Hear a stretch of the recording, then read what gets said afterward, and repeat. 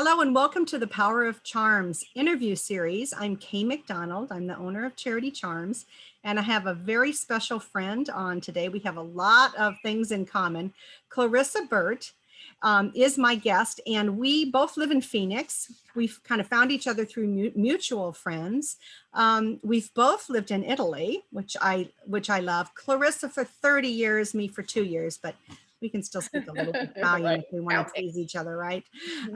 But Clarissa is the founder and CEO of In the Limelight Media. And this is a multimedia platform consisting of TV video, a podcast, which I was a guest on, and a digital magazine.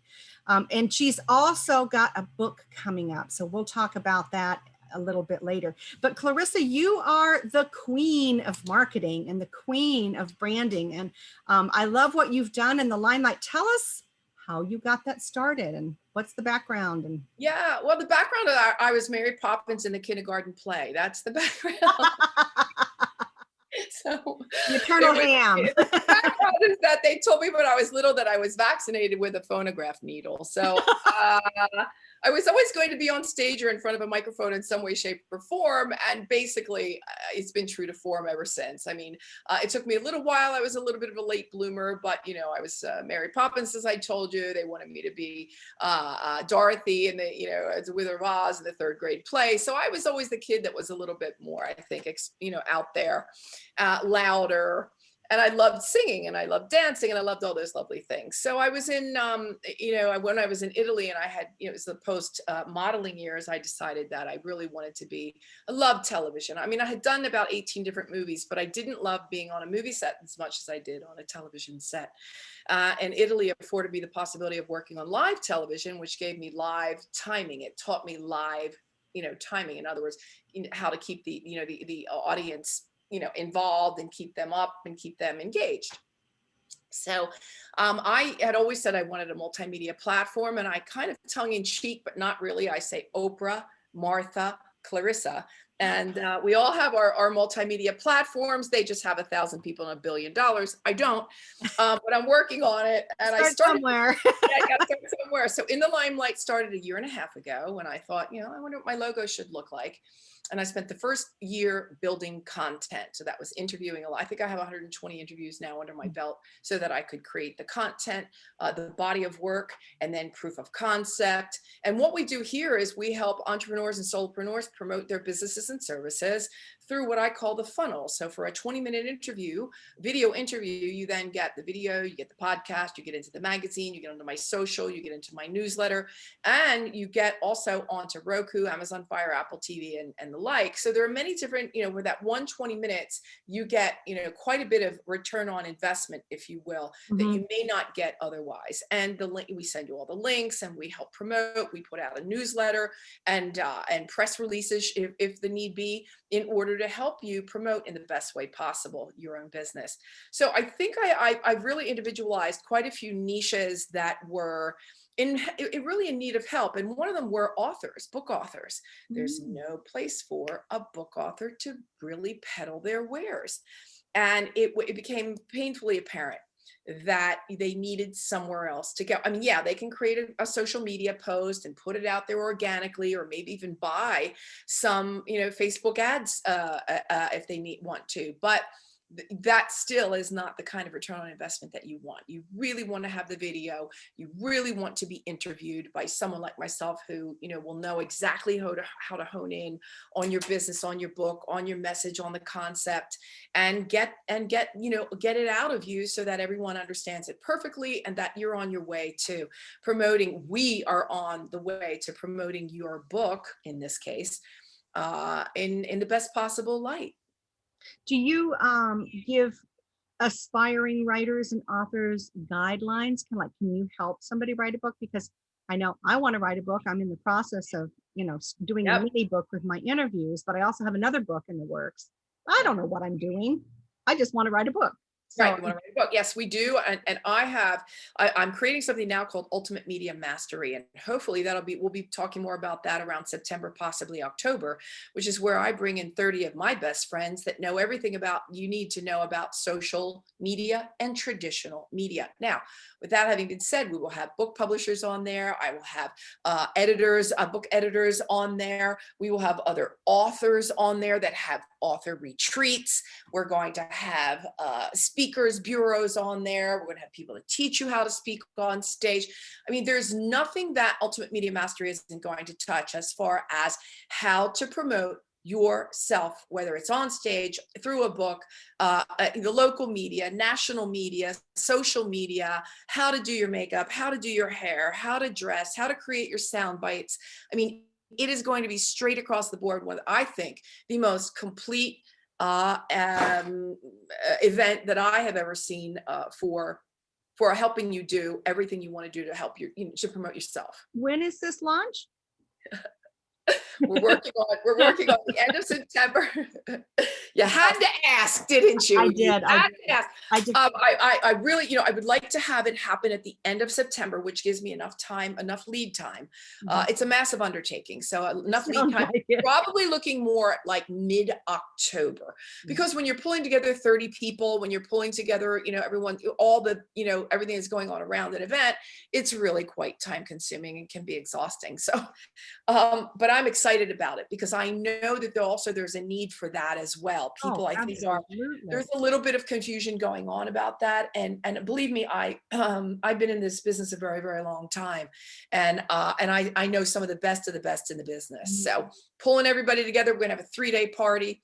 And then the idea is to get everyone into the same, we'll start virtually and then get everyone into the same room here in Phoenix somewhere. Well, I'll have to be a part of that. I know. So you are coming out with your first book though, right? I am. Okay, it's called Self-Esteem Regime. I'm going to put this up. You can pre-buy it on Amazon. You can. I know, it's already there. The book was this is a book I've been wanting to write for about 10 years, and it's called The Self-Esteem Regime. Regime being an organized way of doing things, and then self-esteem just being something that most people that I've ever spoken to are I'm not going to say lacking in, but certainly could be reinforced in. Self-esteem is something that as soon as your feet hit the ground in the morning, if it's not kind of in check, you're not having a great relationship with yourself, nor are you having a fabulous relationship with others. It's a lot about setting boundaries. It's a lot about not comparing yourself to others. It's a lot about getting rid of old self chatter and old talk and old paradigms. And so we've got 12 chapters, and every chapter starts with a word: responsibility, reaffirm, reassess. I mean, it's just a lot, and it goes in a process so that you are able to not only learn from case studies, you're able to learn from, we have affirmations, we have exercises, and it's just a really cool, it's really a rah-rah session. It's the rah-rah session. It sounds like something everybody needs. It is something that everybody needs. And I think it's going to be very timely, Kay, because it will be coming out in November. Yep. And whereas we thought originally it would come out next February, which was its National Self-Esteem Month, the book was, the publishers, it's been picked up by Rowman and Littlefield, it's a huge publishing house in New York City and around the world. I was thrilled when I heard that they loved the book and that they wanted it. So they've picked it up, and Recorded Books has picked up the audio rights, so I'll be reading the book for Recorded Books, and it's something I've always wanted to do. But for me, it's more than a book. It's really a mission, and it's a movement. I want to see women, especially around the world, living as happy, healthy, esteemed beings. I don't want women living in fear anymore, and I don't want women living in bad situations. You may have heard, you may know in town about domesticshelters.org, for example, and they are here. And Preston McMurray is at the head of it's his baby, and domesticshelters.org is doing amazing work. They've got about 3,000 shelters all over the United States right now, and I am ambassador for domestic shelters. So we go out every 2 weeks live with a PSA, a public service announcement, and especially during COVID, when a lot of the victims were at home with the abusers. And so helping women understand how to navigate a plan, a blueprint, how to get out, get all the information that they needed. And we talk about many different things, all of the different facets of violence, abuse, manipulation, and what it is and what it means. So that women can make, educated decisions on, women have gotten out before, women are getting out today, and women will continue to get out. So, you don't ever believe that you can't. Right. So there were just a lot, and then I was in an industry and a business for a very long time where I worked with some of the most beautiful women on the planet. And Models, right? supermodels and supermodels. Right. Yeah. And for me, it was always surprised me when I saw a lot of these girls have very low, gorgeous creatures with very, very low self-esteem. So I went, there's probably, I think it'd be time for a nice book about it. And also I think it's great because it comes kind of, if you will, right after the Me Too movement, give or take 2 years. Timing is good. The time. So the Me Too movement was really good. And I take my hat off to all the younger girls that really forged through that really pushed that narrative. Because our generation was just close your eye, keep your mouth shut, walk faster, cross the street, lower your hemline. I mean, there was all kinds of other things that we needed to do as women, excuse me, to avoid being hassled, bothered, abused, inopportuned, whatever the word possible word you come up with is. This is also a very strong, this is a book also about creating very strong boundaries. And women especially feel as though they need permission to do a lot of the work that's in this book. Well, guess what? Buy the book, I give you permission. It's okay. Yeah. We're working really hard together. So yeah, the book for me is really, it's really one of my crowning moments is will be the day the book shows up at the front door and I can actually hold it and know that women everywhere will benefit from reading it. Well, I think it's interesting too, because you could probably really tie that book in with the work that you're doing with the domestic shelters. I know that you're also, you're a speaker, you're an entertainer, you're the queen of publicity and marketing. That seems like a really purposeful segue to tie the book into your other work. Thanks. Yes. I also love to ask my interviewees what their defining symbol is. And then after just seeing everything that you've done and knowing that you're the queen of everything, we have a little sterling silver crown. Yes. And I think a crown is your defining symbol. Thank you. I love the crown. I think that's a great symbol. And for all the queens in the world, I mean, you're the queen of yourself. You're the queen of your thoughts. You're the queen of your house. You're the queen of your ambitions. You're the queen of your, you're just, it's sort of, I think it's a way, I've never had a crown on my head. I was never a pageant girl. I ran pageants. I produced pageants because I just love seeing women shine, put on their makeup, do their hair, throw on a pretty dress. And when I was running the Miss Universe pageant, there were so many girls that thought they couldn't. And there was never a time that we said no to any girl at all. Notwithstanding the fact that she didn't really fit into the social norm as to what a pageant girl should look like. We pushed some girls down on wheelchairs, for example, just so that they could feel the moment of what it felt like. Because I think that in order to feel like a queen or to be a queen, there has to be a passage where you actually feel like one.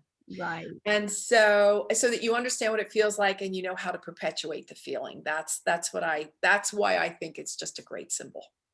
And also, you have to have a lot of self-esteem to feel like a queen. You absolutely do. And that's where we help you build it every step of the way. We will help you build that.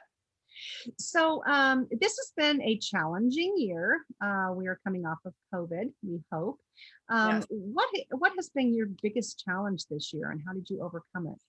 I think the challenge was, I'm going to flip that a minute and say, for me, COVID year had a silver lining. As horrible as it sounds, it may sound, with many people being sick and losing their lives. For me, it meant no more bright, shiny objects. It meant staying home, being in front of the computer, nose to the grind, hunkering down and getting the work done. Mhm. I was always really good about traveling a lot and going to events and being at a networking event and being, there was so much running and going and doing that the actual sitting down and just being was I bet it was almost, weird and wonderful, right?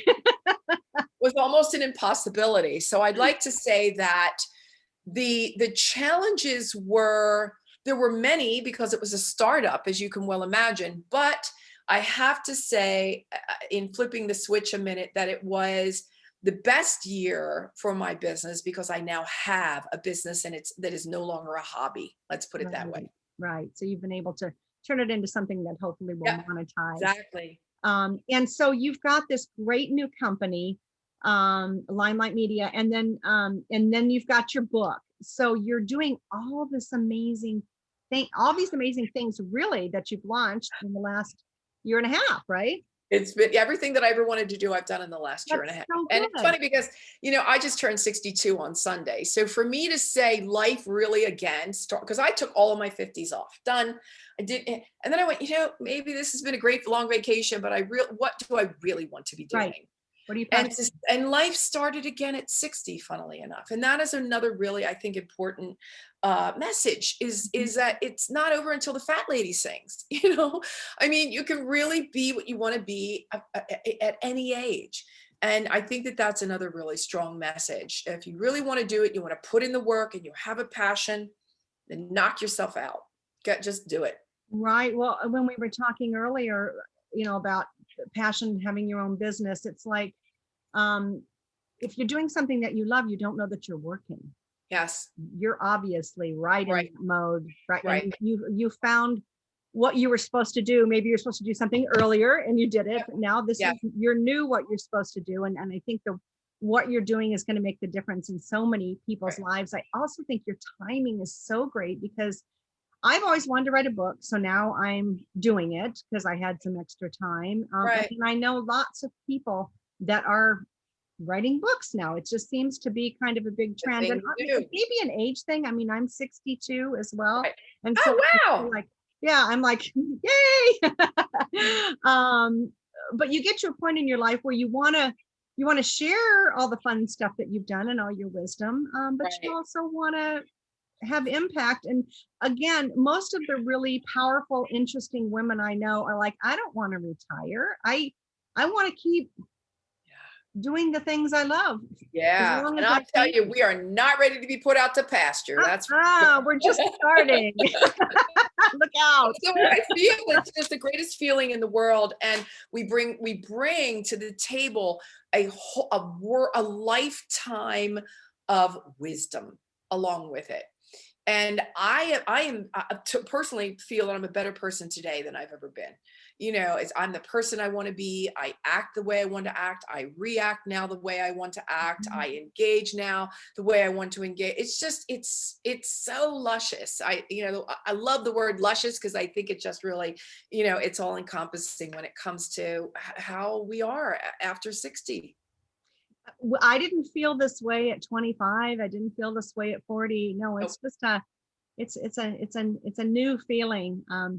And I'm developing some new hobbies and interests as well. Now, you must be a fabulous cook living in Italy for 30 years. Interesting. You should say. I think I did learn a lot of things there. I am dating someone. He lives in London, but I am alone, so I don't do a lot of cooking for myself. But certainly, I was at a family function not a couple of weeks ago. I made a beautiful lasagna, and they love it. Yeah, so I did learn tomato sauce and all that sort of thing there. And you co-wrote a cookbook. I did co-wrote a cookbook called the Italian Gluten-Free Gastronomy. I found out that I had to be very, very, very careful with gluten. It kind of almost killed me a couple of times. So yeah, we had to be very careful, but it's a beautiful book. And it really, just brings home how to cook Italian food without the gluten, which is great. Which is really important. A lot of people have reactions to that. So, okay, so you just started all this stuff. You've got your book. You've done so much. Where do you see yourself in 5 years? With my own network. Want my own network. So right now, Where's the Oprah? Yeah. That's exactly just like Oprah has her own. I want my own network. It's going to be called the Women's Global Network, and it will be a worldwide network of women that want to have their own media, so their own show, their own TV shows, their own podcasts, and potentially even their own magazines, all under the same umbrella, all under the same roof. And helping push women, to their messages, their brands. There's nothing that gives a brand more credibility than media cred. We call it the media cred. And the logos that you're able to associate with your brand because you've been in that magazine, on that radio show, on that podcast, on that television show, it really does catapult you in a big way. It skyrockets your brand in a big way as far as credibility and expertise is concerned. Right. So tell me, who's your avatar perfect client right now?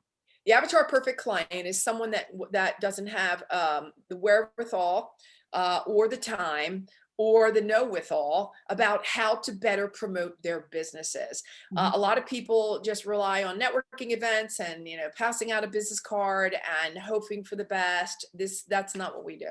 What we do is we bring you in and we onboard you, we train you, we teach you straight across the board what it is you need to do, from microphone to lighting to backgrounds to anything I work with you straight through. I get you comfortable with the interviewing process. I get you comfortable with the interviewee process. We find your sound bites. We just make sure that you know everything you need to know to have your own show, and you also know how to be on someone else's. Yeah. Sounds like we need to talk. I just started my podcast and interviews kind of as something interesting to do during COVID, and so I'm learning a lot, and I know that there's a lot more to learn as I go. Yep. And it's so fun. Fascinating. A lot of people are petrified and think, oh, I could never do that. Yes, you can. Believe me, you can.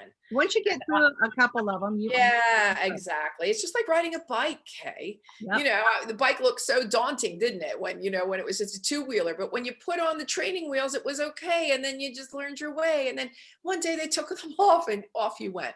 So that's kind of, we do the training wheel thing for a moment, get you comfortable. And then, I take off the training wheels and off you go on your own. That's a fabulous formula. A lot of people need you. I'm so glad to know that you do that. And I'm so glad that people listening here. What social media venue, or which one do you think is the best for a budding author? That's a great question. I'm going to go with, right now, I'm really crazy about Clubhouse. I'm starting my own Clubhouse next Monday. Are you? Yeah, I am. And I think Clubhouse is a great place to be because everybody's there, everybody's going there, and you can start your own room about your book. You can start it about that category. You can start it about that title. You can start, and people will follow you for it. So I can put out posts all day long on Facebook, and it'll go through a feed, and okay, whoever saw it, saw it. Same thing on Instagram, and same thing pretty much on Twitter. But when you niche down the way Clubhouse will allow you to do, and say, okay, this is what it is, you come in or not, and then you start to build your tribe that way. I think it's a really great place for authors. You have to have an Apple as is the show that I have created 3 book shows. One is called Bookish. The other one is called A Novel Idea, and the other one is called Book Smarts. So I have 3 shows that have to do with books and authors right now that are on the Roku, Amazon Fire, Apple TV, and the like channels. So, and they're over on YouTube as well. So I try to get as much as I can straight across the board as far as where the placement is, but of different shows. But to niche down, I think that Clubhouse is a really great place to be. I haven't started that yet. So, I also, that was my next question. Is there something new out there that we all need to know about? I love TikTok, but I haven't started on TikTok yet. TikTok requires video, and I am just not always, camera ready. I'm running a business and I'm not always hair and makeup ready. And so I wait until, I need to start that, but I have 1 production day a week. It's every Wednesday. And that's when I go on full hair and makeup. So you know the day and you get ready. So what is your top tip to make the world a better place? my top tip tip makes the to make world the world a a better place is to bring people up, pull them up, make them feel better about themselves. You know, I always say that I love to tend a hand behind me so that I can pull someone else along as I tend my hand in front of me so that someone else can pull me up. And so if we continue to do this, if we that movement in and of itself, I think is a really strong, very strong visual, because we are always looking to be better people. I every day want to be better than I was yesterday. And I think I'm doing them. I mean, imperfect, but I do feel as though I'm really hitting the mark most times.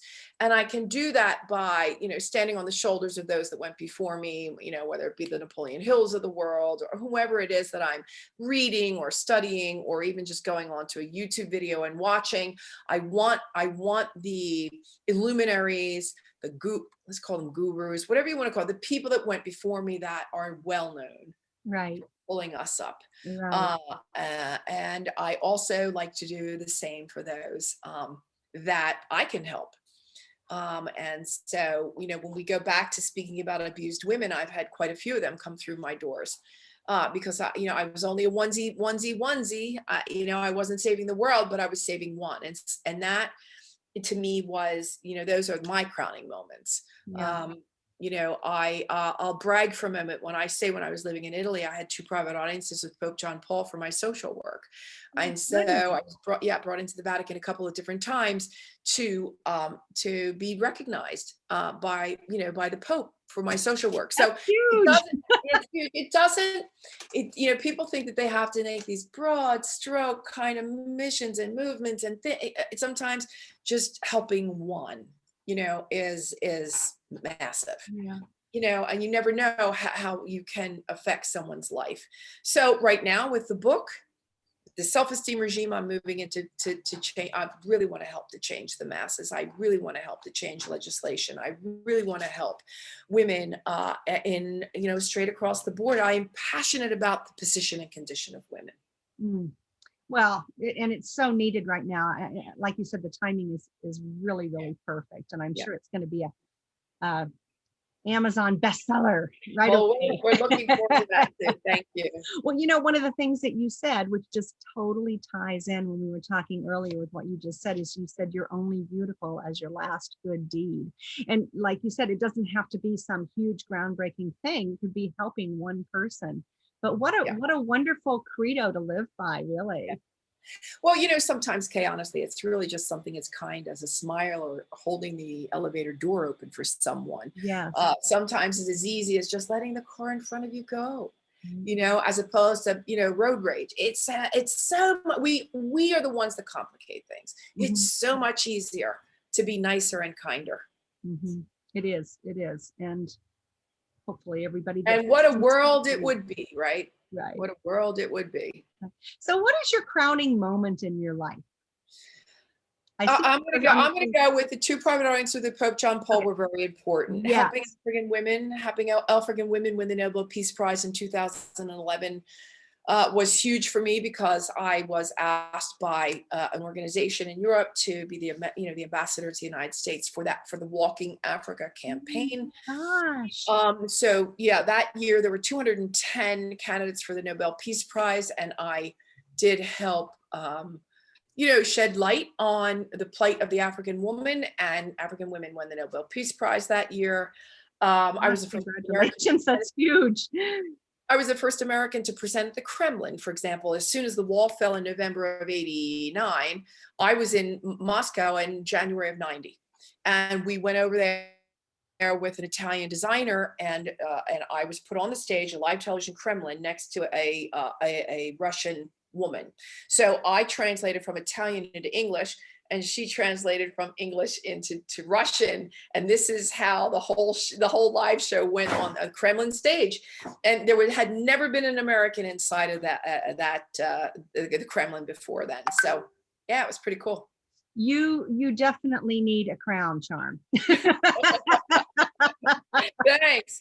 Well, I would say the African women need the crown charm. Oh, They're truly the ones that, and the campaign by the name of Walking Africa was so that, you know, women have to walk such long distances for water. That was kind of, yeah. And then I went and spoke at European Parliament in Brussels, and the whole caravan of African women were there. It was just extraordinary. sounds like it was life-changing. Sounds like just amazing. Yep, it's good stuff. You also won the Celebrity Survivor Show. Tell us about that. Italian, you know, I lived in Italy for 30 years and I worked on television there. So they asked me to do Celebrity Survivor, which I did, Nicaragua, for 3 months. Oh my God. And I lost 20 pounds and it was great. I lost the weight. I came back really tan. I was, you know, I turned 53 on the island. So that was, I was still back. Yeah. I was still on the island this time 10 years ago. Was it 10 years ago? Yeah. And so, but it was challenging and very fun and not so fun. And, but I did it because it was a way for me to challenge myself. Truly was a way to challenge. When you are without for 3 months, your family, your phone, your computer, anything electric, without food, with limited rationed water, you really learn a lot about yourself and others. So I did it for that. It was a stretch, but that's what we all should be doing. We should all be stretching. We should all be, moving past fear points. And that's right. Yeah. And doing important, wild things in our lives. Yes, which exactly. you have done a lot. I can't wait to see what's coming up in the future. I mean, fasten your seatbelts, right? Well, I thank you so much for being our guest today. Is there anything that I did not cover? Something really important maybe that's going on in your future, or how you need help or support from people, or just go to Amazon and buy your book in November? Yeah, I think that'll be happening as soon as the book comes out. I'll let everybody know. I think the universe has my back for the rest of it. So we'll just keep the channels open and keep it happy, healthy, and light, and lots of love. And sounds corny, but it kind of works. Absolutely. The best way to get a hold of you is in the limelightmedia.com, or it's Clarissa Burt. It's clarissaburt.com. It's also any social with the exception of Snapchat. It's just Clarissa Burt straight across the board. That's so smart. Wow. What marketing. What a concept. Branding. Walk the talk, and so exciting to hear all that you're doing. Thanks. And, very inspired to follow you and stay in touch, and hopefully get some tips about my book. Thank you. I will help you with that, definitely. See you next time. Okay, thank you so much for today.